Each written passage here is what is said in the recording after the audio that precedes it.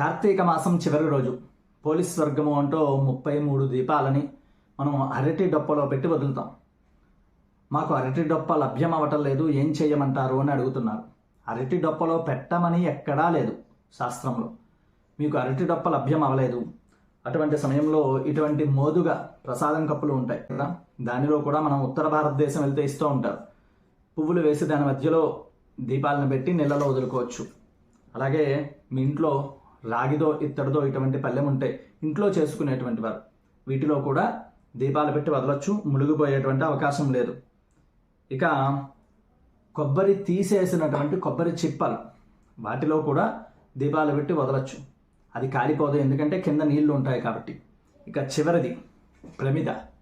ఈ ప్రమిద కొంచెం వెడల్పు ఉన్నది తీసుకున్నట్లయితే దానిలో కూడా దీపాలు నిలబడతాయి, నీళ్ళలో మునిగిపోదు. ఇలా అనేకమైన మార్గాలు ఉన్నాయి. దీపాలని అరటి